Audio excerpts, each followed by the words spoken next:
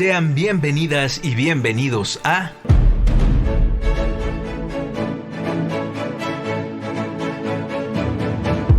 Resonancias íntimas del teatro. Resonancias íntimas del teatro.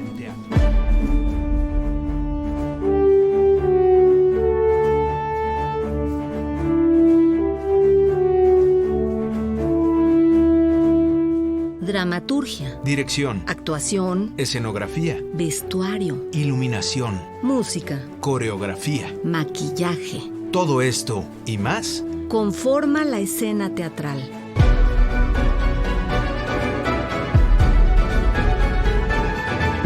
Se levanta el telón.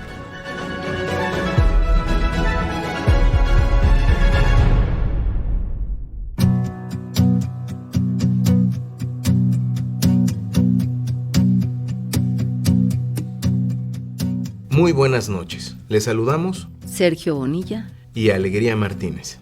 Esta noche le damos la bienvenida a Silvia Peláez, que con 35 años de carrera en la escritura dramática es autora de 60 obras teatrales en torno a muy diversos temas, desde actuales hasta históricos, sociales y científicos, en los que ha creado tanto monólogos como obras de gran formato. Libretista de ópera y directora escénica, ha combinado sus estudios académicos en comunicación con su formación teatral. Licenciada en Comunicación Social por la Universidad Autónoma Metropolitana, donde se graduó con la tesis Teatro de Revista en México. Prepara su tesis de maestría en Comunicación por la Universidad Nacional Autónoma de México, titulada Metodología para la Adaptación Dramática, Estrategias Discursivas y Mediación Comunicativa entre el género narrativo y el género dramático. Silvia Peláez ha trabajado como docente, investigadora, crítica teatral, editora y ha escrito guiones para radio y cine. Es autora del libro Oficio de Dramaturgo y del CD Dramaturgas Mexicanas Contemporáneas. Diseñó e imparte el taller de adaptación para la escena desde 2008. Ha sido becaria y ha recibido premios de instancias tanto nacionales como internacionales. Es autora de las obras Luna de Sangre, El Guayabo Peludo, Maíz y Trigo, Quetzalcóatl en Amatlán, Trilogía Vampírica, Suicidio a dos manos, Velorio, Caracola sin mar, Fiebre 107 grados, Antesala de la felicidad, Cocó, Mademoiselle Gabriel, entre otras. Es también autora de las óperas Remolino Soy y de Luciérnaga 12 días de encierro, no apagaron su luz, estrenada el pasado mes de octubre en Tenerife, España. Nos da mucho gusto que estés hoy en nuestro programa, Silvia. Al contrario, estoy encantadísima de estar primero en Radio Educación celebrando su aniversario y luego en este programa Resonancias, que está padrísimo, que tomen al teatro como protagonista y estar con Alegría Martínez y Sergio Bonilla. Encantadísima. El placer es nuestro. A lo largo de tu carrera, Silvia, te has dedicado a distintas actividades, pero principalmente a la dramaturgia. Pues principalmente sí, desde hace un poquito más de 35 años. Yo empecé en el campo laboral, profesional, como editora. Yo hice muchas revistas y libros. Yo empecé a trabajar muy joven, como a los 17 años, en editoriales. Y entonces, y luego entré a la universidad y así. ¿Qué fue lo que te atrajo más para comenzar a escribir obras de teatro? Pues mira, yo empecé como actriz primero. En el teatro, mira. O sea, lo que a mí me sedujo del teatro fue la actuación, el escenario, los personajes, las obras escritas por otros, ¿no? Y tomé cursos con Soledad Ruiz, con José Luis Ibáñez mucho tiempo. Yo lo considero realmente mi maestro. De él aprendí no solo de actuación, sino del teatro de autores, a leer mucho. Yo le debo mucho a José Luis. Y después, cuando ya iba, según yo, a empezar profesionalmente como actriz, no supe hacerlo. En ese momento no entendía yo el mundo de los castings, no entendía el mundo de ciertas relaciones misóginas, difíciles. Y no tuve guía en ese sentido, ¿no? Entonces me declaro no valiente en ese campo. Más bien te salvaste. Me salvé, ¿no? pero fíjate Más que bien admiro inteligente. mucho a actrices y actores y ahí están y los respeto mucho, No, y claro. me encanta trabajar con actores porque recuerdo mi ser actoral, ¿no? Entonces, pero cuando hubo tuve una crisis porque yo decía, pues, yo quiero el teatro, ¿no? Ujú. Y entonces apareció un concurso de dramaturgia.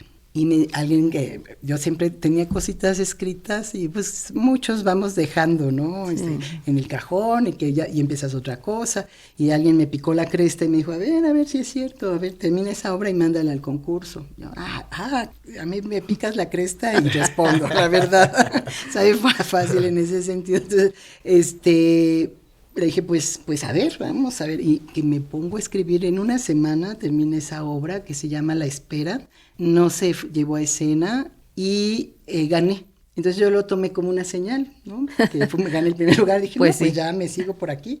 Y era un premio muy, que era el Canal 22 y Mevisión, no me acuerdo qué otras instancias, y no me lo pagaban, ¿tú crees? Además empecé así como, total, ese fue el inicio, esa obra, La Espera.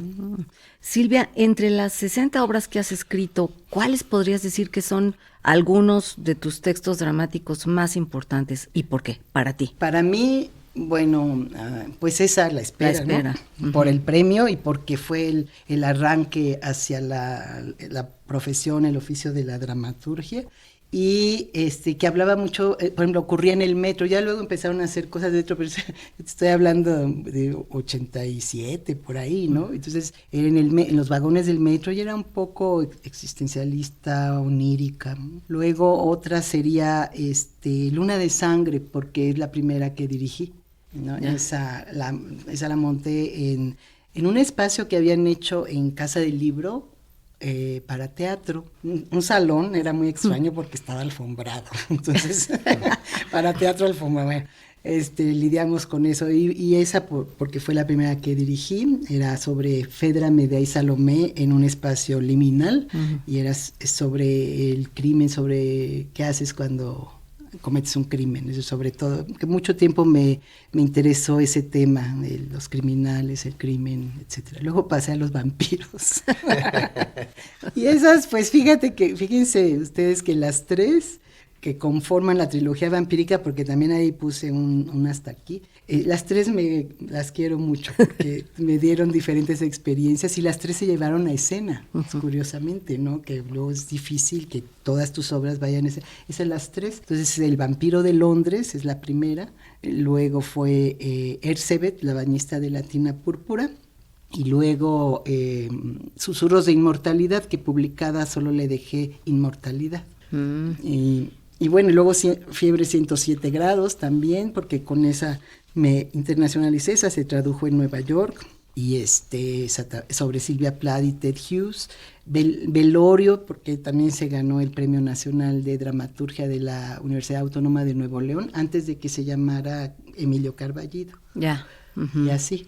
Y actualmente, pues, y todas en determinado momento tienen algo, pero digamos de las que han salido a público, que se han puesto en escena, estas. Y Suicida a dos manos, que se llamó Linares, el detective en la puesta en escena. Ujú.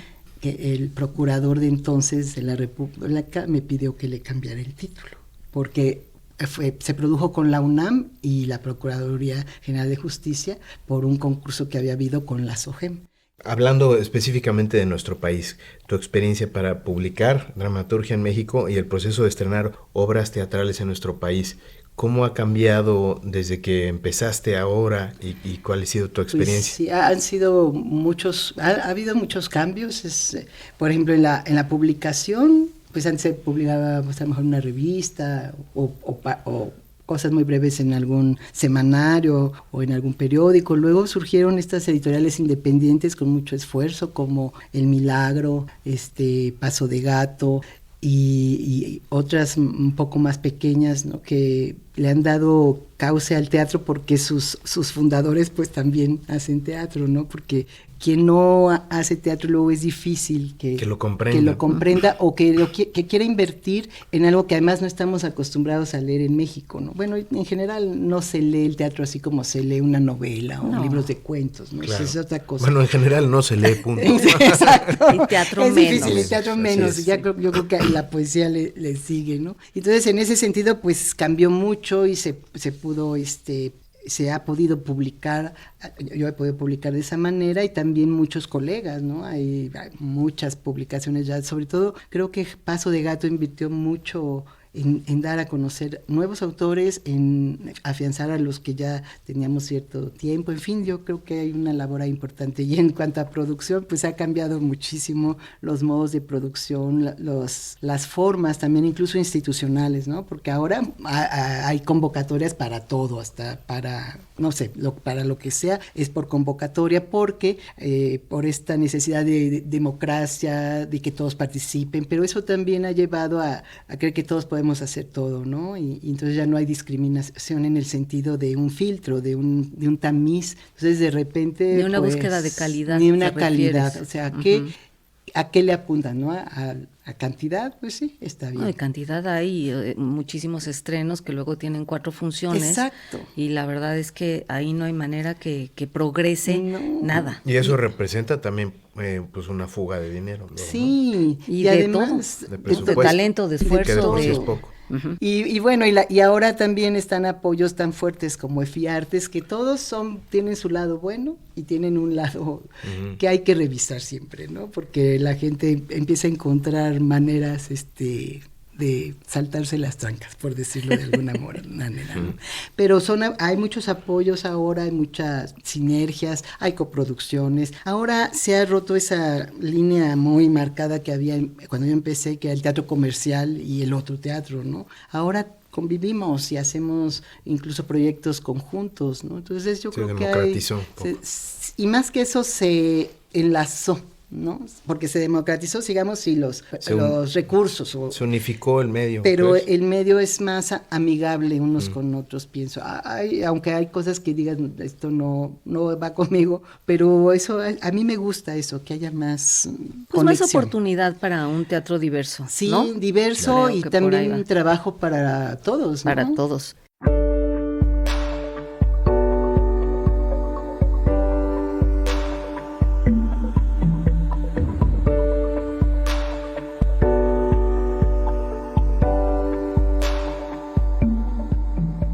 Esta noche platicamos con la dramaturga Silvia Peláez. Silvia, además de haber sido becada en México por el Centro Mexicano de Escritores, por el extinto Conaculta y la Secretaría de Cultura con la beca de jóvenes creadores y con el Sistema Nacional de Creadores, has recibido el apoyo del National Endowment for the Arts y te invitaron al programa Gateways en Texas, además de la residencia que hiciste en el Writers Room en Nueva York y de haber recibido la beca del Cultural Contact México US para la traducción, desarrollo y lectura dramatizada de tu obra Fiebre 107 grados. ¿Cuál es la diferencia entre las becas que has recibido de tu país y las que te ha dado Estados Unidos, por ejemplo? Además, tal vez de los montos, desde luego, y en qué ha beneficiado mayormente tu desarrollo alguno de estos apoyos. Mira, la primera más importante es la del Centro Mexicano de Escritores, porque ahora desapareció, lamentablemente ahora está la Fundación para las Letras Mexicanas que cumple esa función de becar jóvenes escritores. Pero esa beca para mí fue fundamental porque empezaba yo en la dramaturgia y entrar a esa casa donde tú sabías que habían estado Juan Rulfo y muchos otros de ese tamaño, ya era como absorber, que decía, ay, que se me pegue algo. Y mis tutores fueron Alicho Macero y Carlos Montemayor, entonces era una delicia. Compañera Luz Emilia Aguilar, por ejemplo, era becaria conmigo en esos años. Y las becas de México me han permitido desarrollar mi trabajo en un tiempo más lento, digamos, ¿no? Porque una beca del sistema pues te permite durante 3 años desarrollar un proyecto y así. Y las del extranjero pues me han permitido, por un lado, que se traduzca la obra o que se conozca por allá, pero también conocer otras formas de hacer teatro, vincularme con otras personas, y la mayoría de las del extranjero han sido residencias. Ujú. Donde estoy desde 15 días hasta 2 meses en un lugar para trabajar. Esta con la que se tradujo Fiebre 107 grados, que fue apoyada por Contacto Cultural, que ya tampoco existe. Yo a mis alumnos les digo cosas y luego pues ya no existe. Sí. Esa fue muy interesante porque fui durante pues ¿cuántas veces? Como 5 veces, y estaba semana y media, 2 semanas cada vez para el trabajo, que no solo fue de traducción con una traductora dramaturga de allá, sino también un proceso que ellos llaman de desarrollo de obra, que fue con The Lark Theatre Company, que se murió ahora en la pandemia también. Ahí se tradujo la obra, y a partir de ahí, con Víctor Hugo Rascón Banda, que era parte de este proyecto junto con el FONCA, me dijo, ¿cómo te fue? Le dije, pues padrísimo, hicimos esto. Y le digo, yo creo que esto beneficiaría mucho a los dramaturgos mexicanos. Y se generó, porque yo era como el puente entre todos, una beca con el FONCA y el LARC para dramaturgos mexicanos. Entonces cada año iban 3 dramaturgos, se les traducía la obra y se hacían lecturas. Yo fui muchas más veces porque era otro proceso, pero eso quedó y se hizo durante 10 años. Ese Y proyecto. también ya murió. Pues sí, porque se murió el ARC. Claro. El ARC Qué siempre pena. buscaba esos puentes con otros países, y México les interesaba mucho, pero... Ay, qué triste, qué Sí. pena, la verdad.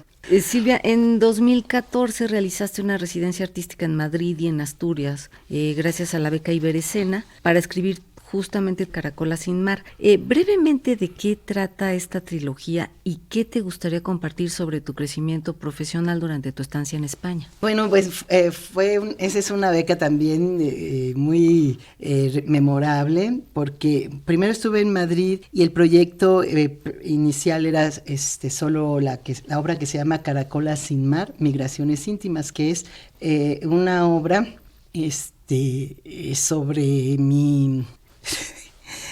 sobre mi abuelo, digamos, porque mi padre no conoció a su padre, o sea, mi abuelo, porque lo mataron cuando mi abuela estaba de 8 meses. Yeah. Entonces, como que cuando yo estaba en Madrid, y bueno, desde que hice el proyecto, pensé como una oportunidad de conectar ese cabo suelto, ¿no?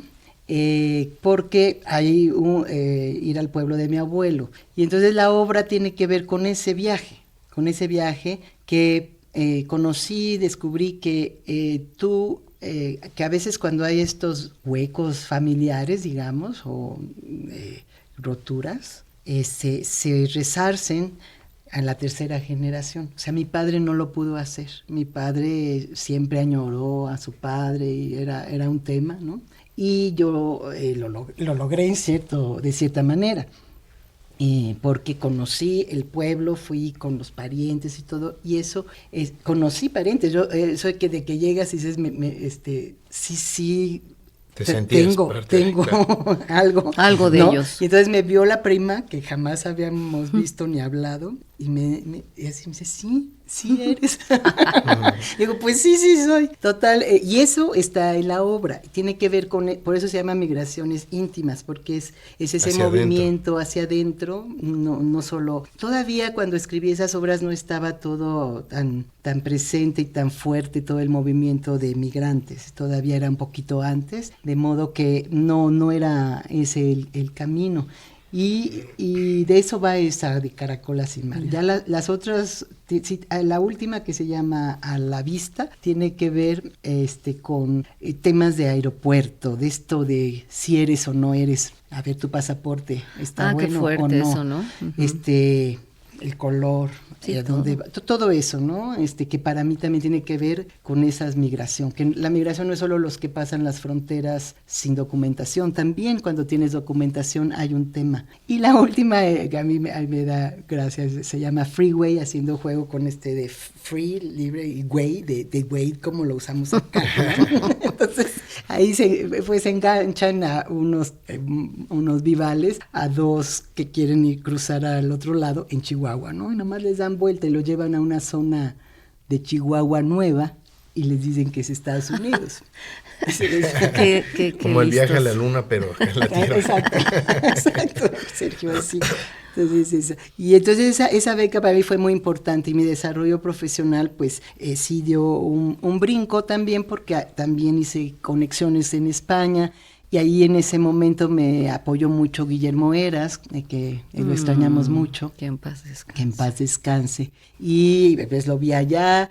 Y después se publicó la obra también con la Universidad Autónoma de Nuevo León, en la trilogía.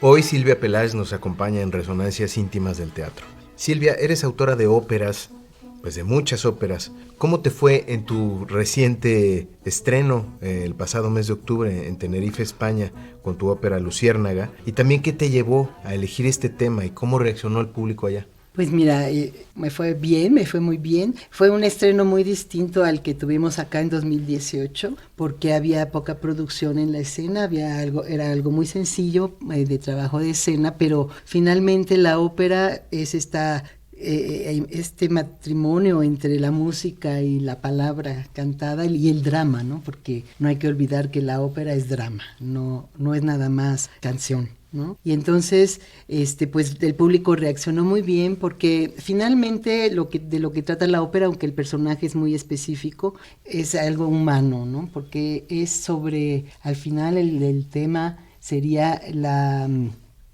poesía o el arte como el camino para la salvación de lo que tú gustes, de tus profundidades, de tu oscuridad. Es esa salida y era la apuesta. Ahora, a lo concreto es la defensa. Alcira se erige como la defensa de la autonomía universitaria cuando los tanques del ejército irrumpen en Ceú en el 68. Y el personaje surge lo conocí a través de la novela de Bolaño, de Amuleto, que es una novela hermosa, pero no me basé en Amuleto, porque el personaje tenía su propia vida aparte, no era un personaje de ficción, y yo no había cosas de Bolaño que a mí no me interesaban, entonces yo hice mi investigación y tal. Y nos invitó a Gabriela Ortiz, la compositora que anda ahorita en el Carnegie Hall, y a mí, Jorge Volpi, nos comisionó la ópera para conmemorar los 50 años del 68. Y el público allá pues reaccionó muy bien porque la música de Gabriela es muy poderosa, la verdad. Yo considero que sí es una de las mejores compositoras contemporáneas, joven, porque es muy joven para haber hecho todo lo que ha hecho, y su música es muy profunda y había tanto instrumentos como electroacústica y había juego con los músicos que hacían con papel sonidos y hablaban también los músicos, ¿no? Y es un monodrama porque es solo una cantante y un actor. Y después ya quedé tocada y quiero seguir escribiendo ópera. Es algo muy difícil de producir, más que el teatro, de por sí el teatro no, bueno, muy difícil, pero ahorita están componiendo música para otros 2 libretos, uno que se llama Tornaviaje y otro que se llama Remolino Soy. Pues te agradecemos muchísimo que hayas estado esta noche con nosotros, Silvia, y ¿nos acompañas a nuestra sección de recomendaciones? Claro que sí, la agradecida soy yo, un gustazo estar con ustedes y con Radio Educación y con todos los oyentes de Radio Educación y de Resonancias. Gracias.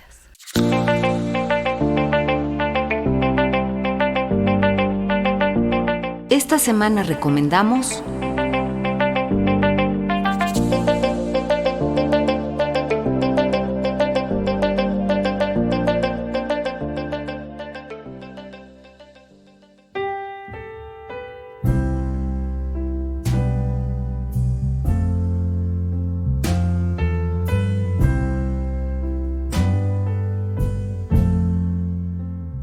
Esta noche les recomendamos ver la obra Una buena madre, con dramaturgia y actuación de Guadalupe Damián y dirección de Damián y Juan Carlos Vives, que se presenta los jueves y viernes a las 20 horas en el Foro La Gruta del Centro Cultural Helénico. Este monólogo propone una reflexión en torno a la crianza de los hijos, sus vicisitudes y complejidades, y le añade una pizca de talento gastronómico. Mariana es una mamá que prepara panqués de arándano mientras nos cuenta su historia de manera amena y divertida. Una noche su vida da un vuelco al enterarse que su hijo ha sido detenido y acusado de un crimen violento.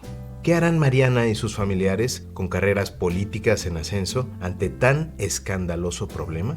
Este montaje, de la más alta Producciones y Búho Grande Teatro, explora las posibles causas de las conductas materno-afectivas en un melodrama con una buena dosis de humor que pone el acento en ese mundo permanentemente maquillado por la sociedad que cierra los ojos ante las problemáticas más urgentes. La puesta en escena cuenta con escenografía de Félix Arroyo, vestuario de Giselle Sandiel, iluminación de Sara Alcántar, diseño sonoro de Jorge Valdivia, Eve González en el diseño de la imagen publicitaria, Ana Escalante en la asistencia de dirección y Carolina Ansúrez, Karen Castaños y Christoph Anguiano en la asistencia de producción. Tenemos 5 pases dobles para ver Una buena madre el jueves 5 de diciembre y 5 pases dobles para la función del viernes 6 de diciembre a las 20 horas en el Foro La Gruta del Centro Cultural Helénico, ubicado en Avenida Revolución 1500, Colonia Guadalupeín, Alcaldía Álvaro Obregón. Para obtenerlos, llama al 5541 55 10 60, 5541 55 10 60, o manden mensaje al número de WhatsApp 55 12 33 29 15.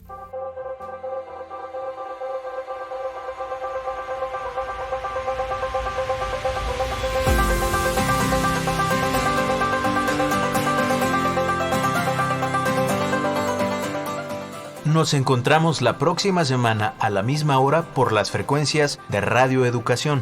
O en las butacas de algún teatro. O arriba del escenario. Soy Alegría Martínez. Y yo, Sergio Bonilla. Hasta las próximas resonancias íntimas del teatro.